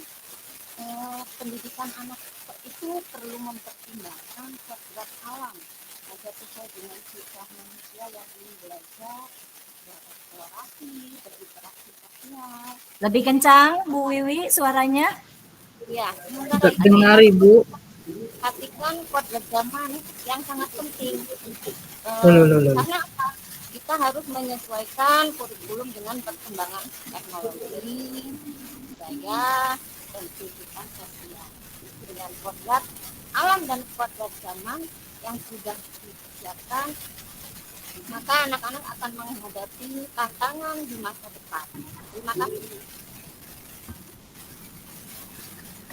Oke, Berarti kalau yang tadi saya bisa dengarkan dari Bu Yui ya, bahwa kita harus menyeimbangkan dengan kodrat zaman, misalnya menyesuaikan kurikulum dengan yang zaman yang saat ini gitu ya, dengan mengintegrasikan IT mungkin ya Bu Yui ya, itu yang tadi ingin disampaikan. Juga dengan pembelajaran-pembelajaran inovatif di kelas gitu ya, sesuai dengan zaman yang dihadapi oleh anak-anak saat ini gitu ya. Oke, kita lanjutkan di pertanyaan yang keempat nih. Menurut Bapak dan Ibu, apa relevansinya pemikiran KHD dengan pendidikan yang menghamba pada anak nih? Karena dengan kalimat ini biasanya itu jadi terjadi sebuah perbedaan pendapat gitu ya, baik bagi orang-orang biasanya atau orang-orang yang belum berkecimpung di pendidikan guru penggerak nih, dengan kata menghamba pada anak. Oke, Bu Melita, silakan. Baik, terima kasih Bu sebelumnya. Jadi menurut saya relevansi pemikiran Ki Hajar Dewantara mengenai pendidikan yang menghamba atau berhamba pada anak itu, kita sebagai pendidik itu sebisa mungkin harus bisa menghormati dan memperlakukan peserta didik dengan sebaik-baiknya. Jadi fokus utama kita sebagai guru atau pendidik adalah berpusat pada siswa atau peserta didik. Jadi kita harus bisa memprioritaskan siswa terlebih dulu, baru yang lainnya menyusul. Jadi siswa yang menjadi pusat. Jadi kita harus diminta menjadi pembimbing atau guru yang bisa memberikan teladan di depan, kemudian memberikan semangat dan inspirasi di tengah, dan memberikan dorongan di belakang secara penuh kepada peserta didik. Kemudian juga kita juga diminta untuk bisa memberikan pembelajaran yang berdiferensiasi dan berpusat pada siswa. Kemudian tidak hanya secara akademik ya Bu, jadi kita juga diminta untuk membantu peserta didik menjadi pribadi yang berkarakter, profil pelajar Pancasila. Menurut saya seperti itu Ibu. Oke, Mohon maaf lengkap sudah sekali banyak jawabannya Bu yang Melita ya. Pendidik sebisa mungkin menghormati dan memperlakukan murid sebaik-baiknya ya, dengan sesuai dengan yang disampaikan oleh Ki Hajar Dewantara ya, bahwa seorang guru itu harus memiliki menjadi ing ngarso sung tulodo, ing madya mangunkarsa, dan tuturi handayani gitu. Itu yang ditarik oleh Bu Melita. Oke, Bu Setia tadi raise hand, silakan. Kenapa jadi malu-malu diturunin lagi? Iya, Assalamualaikum warahmatullahi wabarakatuh. Terima kasih. Saya hanya ingin menambahkan saja yang disampaikan Ibu tadi sudah mencakup seluruhnya sepertinya ya. Saya hanya ingin menambahkan bahwa relevansi pemikiran KHD, pendidikan yang berhamba kepada siswa, itu artinya kita itu menganggap siswa sebagai mitra kita, tapi bukan sebagai anak. Maksudnya sebagai anak ya. Kalau sebagai anak kan kita harusnya nyuruh ini, nyuruh itu, tapi sekarang tidak. Kita harus merubah bahwa kita adalah mitra anak kita di sekolah. Jadi kita tidak hanya siswa itu tidak diberlakukan hanya sebagai penerima informasi, tetapi siswa itu guru adalah merupakan fasilitator pendidikan. Jadi guru itu harus menyiapkan segala sesuatu yang dibutuhkan oleh siswa kita. Artinya kita bersama-sama murid belajar bersama-sama supaya tujuan yang ingin kita capai itu bisa kita laksanakan dengan baik. Kemudian guru menghamba kepada murid itu artinya dalam pembelajaran itu kita harus bisa menginspirasi, memotivasi, juga menyiapkan hal-hal yang bisa membangkitkan potensi siswa kita secara holistik, kemudian nanti bisa dikembangkan ke dalam lingkungan. Mungkin itu saja Ibu dari saya. Mohon maaf banyak kekurangan.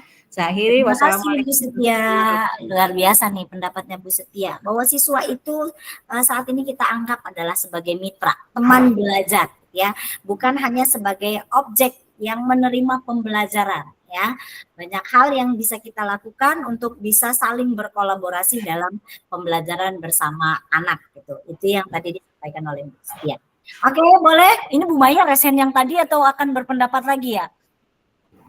Bu Bu Maya, karena resennya nggak turun. Oke, mungkin yang tadi. Oke, boleh saya dengar Bu April? Kira-kira menurut Bu April? Iya, Bu. Yang disampaikan sama Bu Melita dan Bu Setia tadi sudah saya setuju, Bu, di mana relevansi pemikiran Ki Hajar Dewantara tentang pendidikan yang berhamba pada anak itu berpusat pada siswa. Jadi kita guru ini bukan hanya sekedar mengajari atau memberikan ilmu, tapi juga yang disampaikan Bu Setia tadi adalah fasilitator. Jadi terkadang bukan kita gurunya yang memberikan informasi, terkadang anak punya ide sendiri, punya informasi sendiri yang bisa diberikan ke gurunya. Jadi di situ ya mitra lah yang disebut tadi Bu Setia tadi, mitra. Jadi bisa saling. Jadi bukan hanya kita gurunya yang memberikan informasi, tapi siswa kan banyak nih siswa kita yang ternyata mereka punya ide. Bu seperti ini, Bu seperti itu. Nah, jadi mereka kita tuntun untuk memberikan ide-ide yang bisa kita diskusikan bersama. Jadi bukan hanya guru saja yang harus didengarkan seperti itu, Bu. Kalau menurut saya seperti itu. Jadi siswa pun anak pun harus kita dengarkan apa yang mereka inginkan, seperti itu, Bu. Oke, terima kasih Bu April yang lebih mendetilkan lagi nih. Oke, saya pengen dengar suaranya Bu Dwi. Boleh Bu Dwi?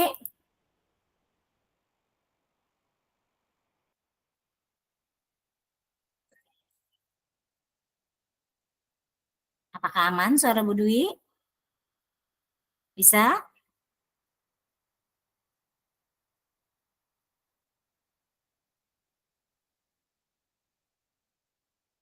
Oke, menurut Bu Dwi, apa relevansinya pendidikan yang menghamba pada anak nih?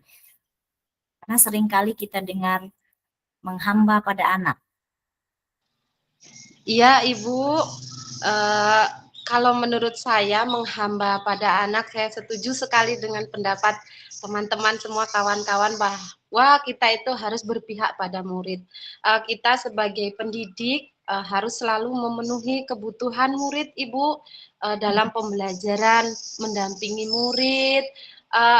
Kita tuh sebagai teman sharing murid, walaupun kadang ada kalanya kita ada batasan ya Bu, teman gitu. Nah itu menurut saya itu adalah namanya menghamba pada murid begitu. Saling menghormati, memberi penghargaan kepada murid, itulah yang dinamakan menghamba kepada murid. Menurut saya begitu Ibu. Maaf kalau salah. Terima kasih. Oke, saya pengen dengar suara Pak Peri deh. Yang tampan satu-satunya nih. Kira-kira menurut Pak Peri menghamba pada anak itu seperti apa?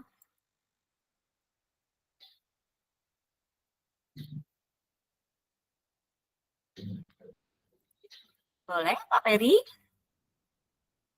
Mental ya?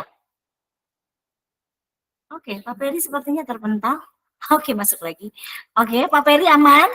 Sempat terpental.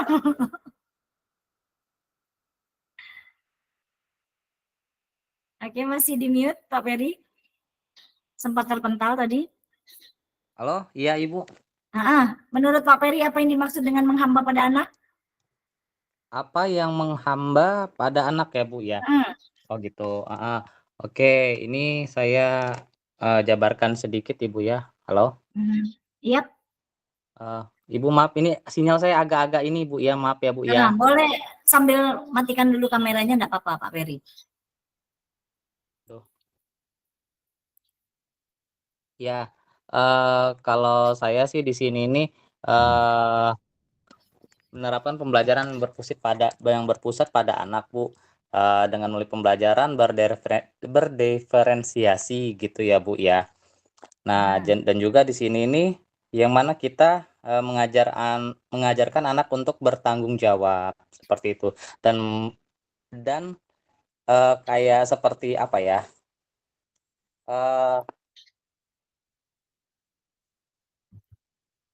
Lebih kurangnya kayak mengembangkan segala potensi yang dimilikinya agar mencapai keselarasan seperti itu sih Bu. Ini mohon maaf Bu ya, saya kurang fokus sih Bu. Nggak apa-apa, karena mental masuk keluar masuk ya Pak Peri. Oke, nggak apa-apa. Artinya beberapa hal yang tadi Bapak Ibu sampaikan gitu ya, itu sebenarnya sudah ada di eksplorasi konsep ya. Jadi pematangannya nanti kalau pada saat Bapak dan Ibu ditanyakan, karena ini sering sekali ditanyakan ya, menghamba pada anak ini, karena beberapa orang di luar sana yang tidak tergabung dengan pendidikan guru penggerak, begitu mendengar kata menghamba ini, prosesnya seperti kayak kita jadi pesuruh gitu ya. Nah, ini mindset yang harus kita ubah. Jadi dari beberapa hal yang tadi Bapak Ibu sampaikan, konsep dari menghamba pada anak, bahwa kita sadar gitu ya, bahwa anak itu sudah punya kodrat alam dan kodrat zamannya gitu ya.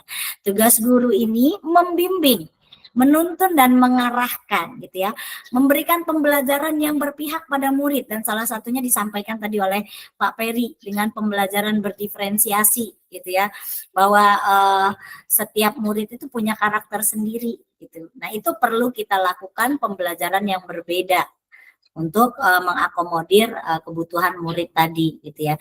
Jadi menghamba di sini bukan berarti kita menjadi pesuruh, tapi menyesuaikan pembelajaran dengan kebutuhan murid. Ingat, fokus kita adalah murid gitu ya. Murid itu bukan menjadi objek, tapi adalah kalau kata Bu Setia tadi, mitra belajar gitu ya, rekan belajar.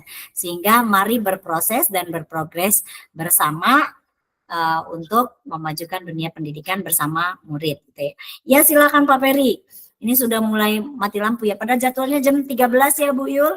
Ternyata sudah mulai pemadaman lebih dulu gitu. Ini kita ngajak Ya, pagi ya, nggak ini. Oke, baik Bapak dan Ibu. Setelah kita tadi mengupas nih dari mind map-nya modul 1.1 nih, kita akan masuk ke forum diskusi dan tanya jawab nih. Dari berbagai materi yang Bapak Ibu akses, masih adakah hal yang menurut Bapak dan Ibu kayaknya saya masih belum pas nih di sini, masih ada yang bertentangan dengan saya nih, atau adakah pengalaman di tempat Bapak dan Ibu yang ingin Bapak Ibu pertajam nih dengan modul 1.1 ini? Monggo silahkan. Oke, silahkan dari berbagai hal yang tadi di mind map-kan, mungkin ada yang Bapak dan Ibu belum pas gitu atau masih ingin ditanyakan. Ini kayaknya kalem semua ya kelas B. Kalau dia ada yang mau ditanyakan, diem. Oke, kalau nggak ada yang ditanyakan, saya yang bertanya lagi lah kalau gitu. Supaya diskusinya. Oke, ya. Tadi dulu Bu, saya masih bingung ini Bu mau nanya apa. Oh, oke. Kalau gitu mari kita buka sesinya dengan konsep yang tadi, bahwa pendidik itu diibaratkan sebagai petani menurut Ki Hajar Dewantara. Apa yang bisa Bapak Ibu pahami tentang petani tersebut? Nah, kira-kira yang bisa Bapak Ibu tarik nih dari penyampaian Ki Hajar Dewantara bahwa pendidik itu adalah diibaratkan petani. Oke, silakan Bu Dwi. Iya Ibu, petani ya Bu. Jadi kata-kata petani itu, saya sendiri petani ya Ibu ya, sambil nyambi petani gitu Ibu. Jadi petani itu mengolah lahan Ibu, supaya bagaimana lahan itu subur, bagaimana apa yang ditanam itu tumbuh dengan baik dan menghasilkan yang baik, begitu Ibu. Itu salah satunya petani. Dan kalaupun Ibu guru itu kami sebagai pendidik kita, begitu Ibu sebagai petani adalah murid itu mungkin sebagai lahan ya Ibu ya. Jadi bagaimana kita mengolahnya, bagaimana kita menjadikannya murid tersebut sebagai anak murid yang berpandangan yang luas, begitu Ibu. Jadi zaman sekarang anak-anak bisa mengerti apa yang dipandangnya itu mana yang baik, mana yang buruk, begitu Ibu. Itu menurut saya. Jadi anak-anak nantinya akan tumbuh dewasa dengan pengetahuan yang luas, begitu Ibu. Menurut saya begitu Ibu. Oke, terima kasih Bu Dwi. Nih biasanya kalau petani banyak berasnya ya. Oke, Bu Setia silakan. Ya, terima kasih Ibu.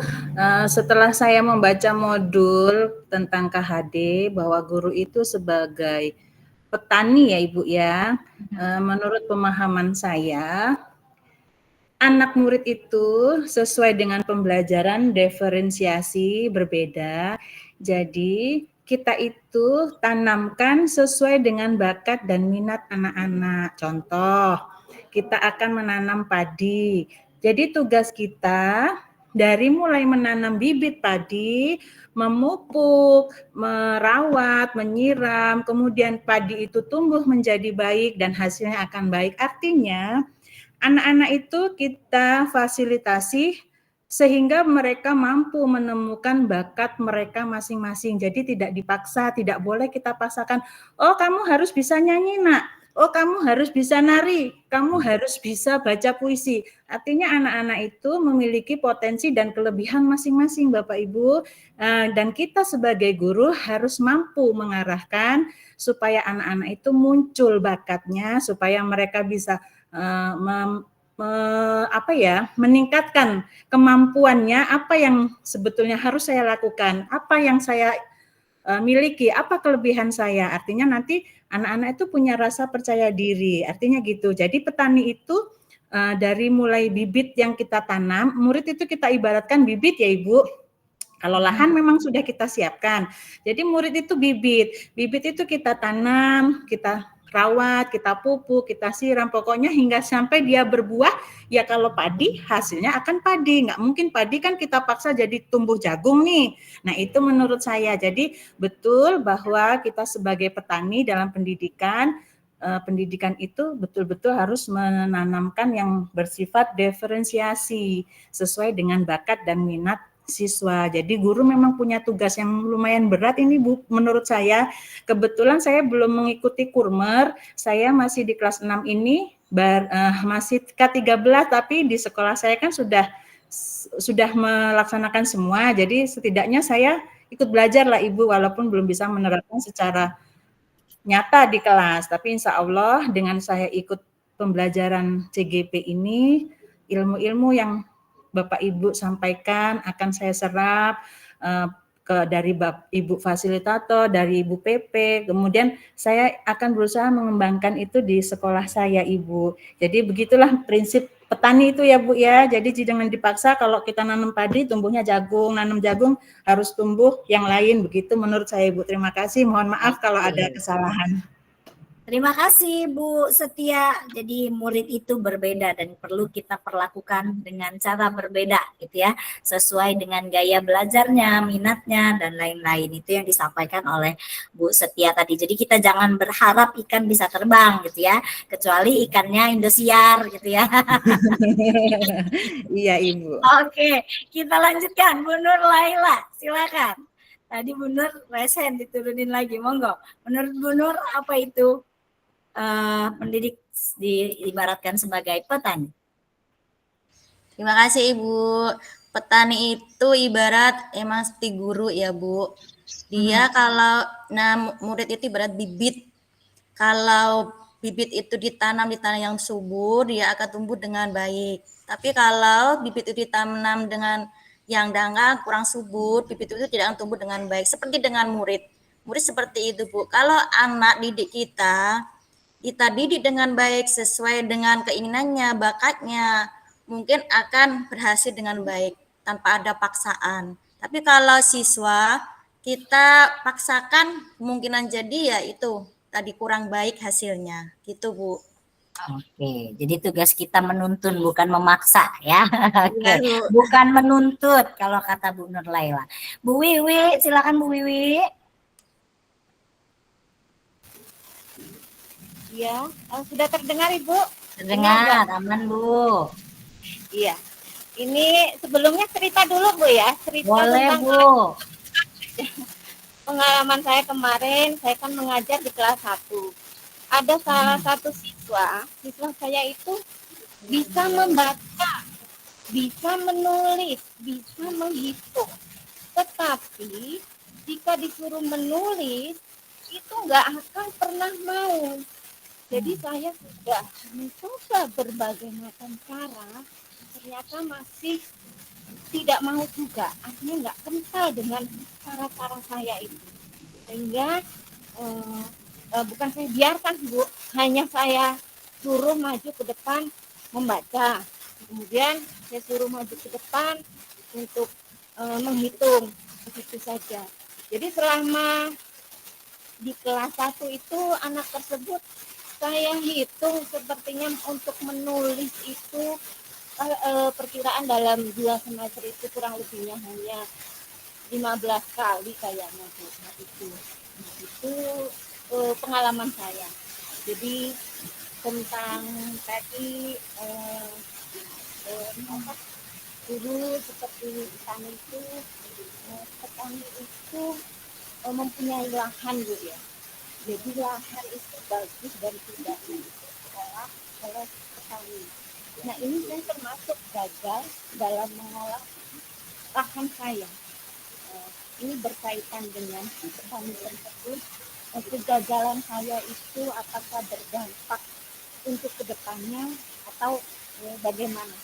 Itu Bu, saya bertanya tetapi membuat saya sambil curhat gitu Bu. Oke. Ini bertanya sambil surat dan sambil menyampaikan pendapat gitu ya. Paket komplit banget Ibu Wiwi. Oke. Baik, terima kasih Bu Wiwi. Jadi itu yang disampaikan Bu Wiwi ya. Ibu-ibu yang lain mendengar atau tidak gitu ya, karena suaranya Bu Wiwi agak kecil. Bu Wiwi sambil curhat tadi ya, dia punya murid gitu ya. Murid ini bisa membaca, bisa juga berhitung. Tapi kalau diminta ke depan tidak pernah mau. Itu yang disampaikan kalau saya tidak salah ya, Bu Wiwi. Ya enggak Bu Wiwi seperti itu tidak? Iya, bisa membaca, bisa menulis, bisa menghitung, tapi tidak mau menulis. Tidak mau sama sekali gitu. Jadi bisa membaca, bisa menulis, bisa berhitung, tapi tidak mau menulis gitu ya. Iya. Oke, baik. Terima kasih Bu Wiwi. Jadi itu yang disampaikan Bu Wiwi. Menurut Bu Wiwi, apakah beliau gagal gitu ya sebagai seorang guru yang tadi diibaratkan sebagai petani? Ada yang mau berpendapat sebelum saya masukkan? Nih, Bu Wiwi punya murid nih, murid kelas 1. Dia bisa menulis, bisa membaca, bisa berhitung. Tapi setiap tugas dia nggak pernah mau nulis. Gitu. Menurut Bapak dan Ibu, seperti apa Bapak dan Ibu mengkaitkan atau mengkorelasikan kondisi saat ini dengan kasusnya Bu Wiwi? Silakan Bu Melita. Baik, terima kasih Ibu. Menurut saya, jika ada seorang siswa yang seperti itu, mungkin kita sebagai guru atau pendidik kita harus menanyakan dulu. Kita harus mendekati siswa secara dari hati ke hati, mencari tahu apa permasalahan anak tersebut, apa yang menjadi siswa tersebut tidak mau menulis atau tidak mengerjakan tugas yang diberikan oleh guru. Mungkin banyak faktor-faktor yang siswa tersebut alami atau trauma atau dan lain sebagainya. Kita harus melakukan pendekatan terlebih dahulu. Jadi kita cari tahu dulu akar permasalahannya seperti apa. Ketika kita sudah tahu permasalahannya, kita sudah tahu sumbernya yang membuat siswa itu tidak mau menulis, baru kita mencari solusi yang terbaik untuk mengatasi permasalahan tersebut. Menurut saya seperti itu Ibu. Mohon maaf jika ada kesalahan. Terima kasih Ibu Melita. Mohon maaf Bapak dan Ibu, kita agak manjang sedikit ya, karena tadi mulainya juga sudah agak mundur waktunya. Oke, boleh? Yang mau menyampaikan Bu Setia nih, yang sama-sama guru SD. Bu Setia, kalau punya muridnya Bu Wiwi, gimana nih? Murid kelas 1 yang bisa baca, bisa nulis, bisa berhitung, tapi setiap tugas nggak pernah mau nulis. Iya, terima kasih Ibu. Kebetulan saya kan mengajar di kelas 6. Kebetulan sih saya nggak punya murid seperti itu, tapi kalau dimintai pendapat, menurut saya, betul kata Ibu tadi, Bu Dwi ya, kita memang harus melakukan pendekatan secara intensif ya Bu ya. Jadi artinya kita cari tahu dulu memang latar belakang anak itu seperti apa. Mungkin ada, atau mungkin dia memang nggak punya alat tulis seperti itu. Atau memang kondisi di rumahnya yang menyebabkan dia menjadi seperti itu.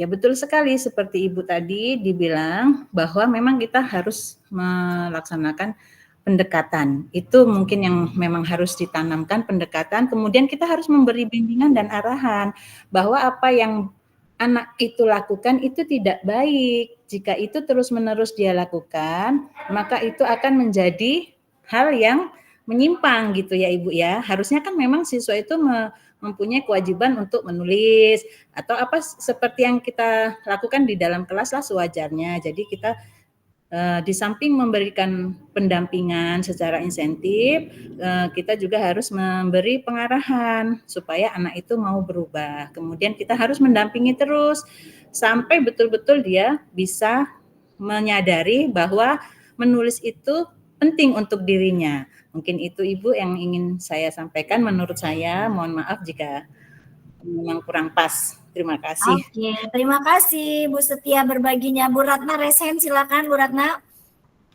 Ya, baik, terima kasih Bu atas kesempatannya.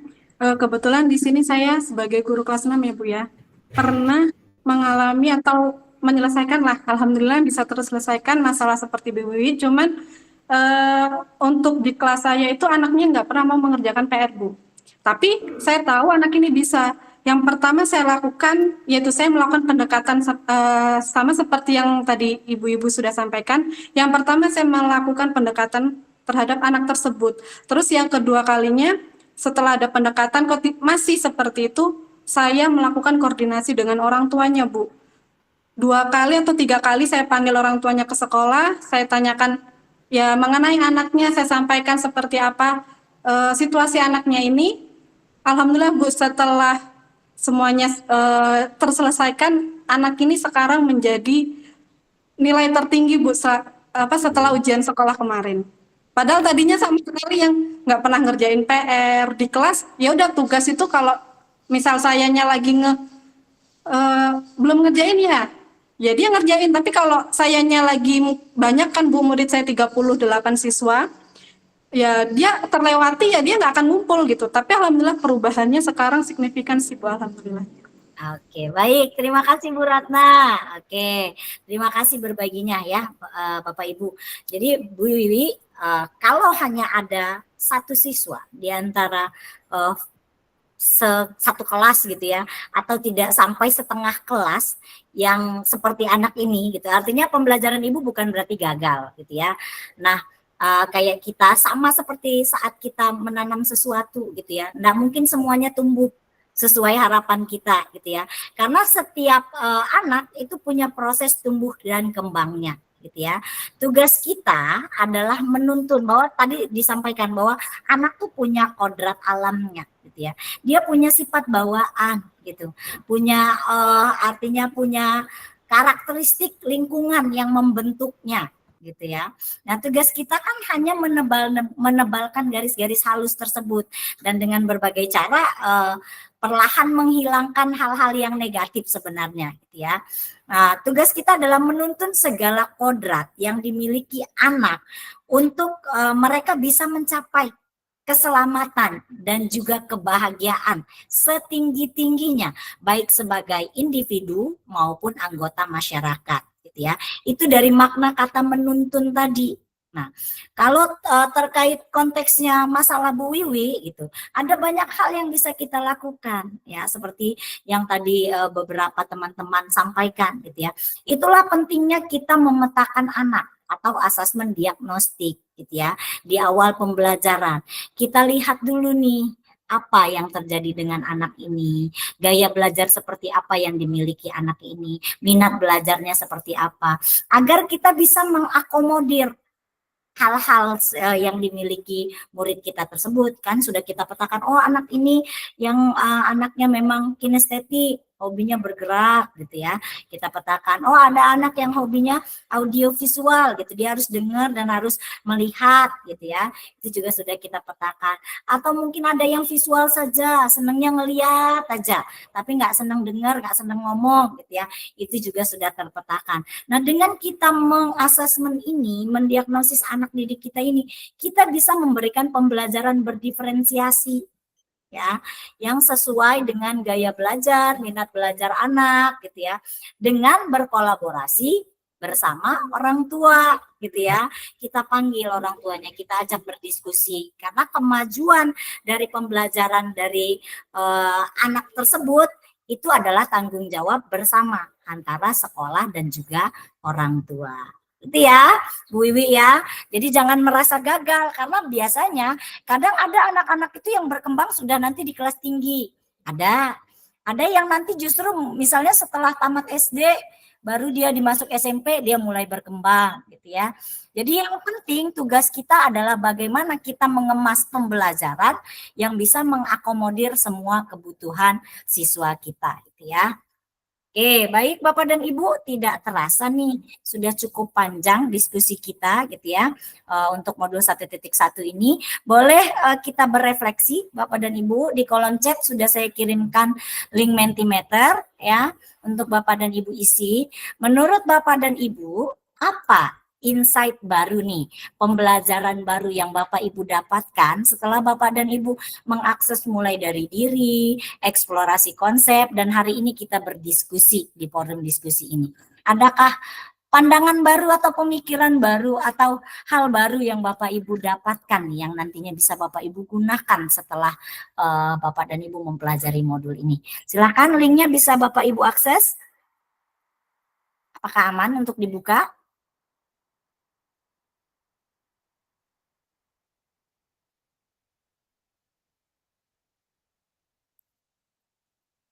Saya kirimkan di kolom chat.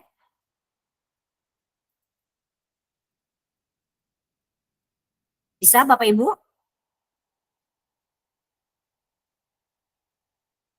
Bisa Bu, bisa. Oke, baik Bapak dan Ibu. Nanti diselesaikan di luar sesi ini enggak apa-apa ya, sambil Bapak dan Ibu memikirkan gitu ya. Takutnya kalau saya kejar-kejar waktu nanti Bapak dan Ibu nggak bisa mikir panjang. Jadi setelah dari mulai dari diri kemarin, eksplorasi konsep dan sesi diskusi kita ini, apa insight baru atau pandangan baru atau pemikiran baru yang bisa yang Bapak Ibu miliki gitu ya untuk atau semangat baru apalah yang dimiliki Bapak dan Ibu untuk terus belajar di modul 1.1 ini tentang refleksi kritis pendidikan Ki Hajar Dewantara. Ya, ada pertanyaan? Aman untuk tugasnya? Aman Bu, aman. Baik, kalau tidak ada pertanyaan, mari kita tutup sesi kali ini Bapak dan Ibu dengan sama-sama mengucap lafaz hamdalah, alhamdulillahirabbil alamin. Boleh, adakah yang ingin disampaikan oleh Ibu-Ibu PP? Bu Nina ataupun Bu Herlis untuk CGP-nya di sesi hari ini? Ibu, Ya, Pak Peri. Ibu mohon maaf Bu, jujur Bu dari tadi suaranya putus-putus Bu karena saya terkendala sinyal Bu. Oh, di tempat Pak Peri suaranya putus-putus. Oke, untuk Bu, linknya Bu. bisa diakses Pak Peri. Link sudah Bu, cuman saya nggak tahu ini tugasnya disuruh ngapain karena suara di sini putus-putus Bu. Tempat saya mati lampu sih Bu, mohon maaf Bu. Oke, tugasnya Pak Peri diminta menuliskan insight baru atau pemikiran baru atau hal baru, pandangan baru yang didapatkan setelah Pak Peri belajar mulai dari diri, eksplorasi konsep, dan kali ini berdiskusi gitu ya. Di link itu ada pertanyaan yang perlu dijawab, satu pertanyaan Pak Peri. Maaf Bu, ini sekali lagi berarti di link tersebut ada pertanyaannya gitu ya Bu ya? Ya, betul. Satu pertanyaan yaitu insight baru apa yang didapatkan gitu ya. Iya siap. Terima kasih Bu ya, mohon maaf Bu Oke, ya. sama-sama, enggak apa-apa Pak Peri. Oke Bu Nina, aman? Mau menyampaikan motivasi untuk CGP-nya? Mau memberikan penguatan? Aman. Oke. Kebetulan mati lampu. Aha. Iya mati lampu. Ya. Sini imat ini Bu. Untuk mereka biasa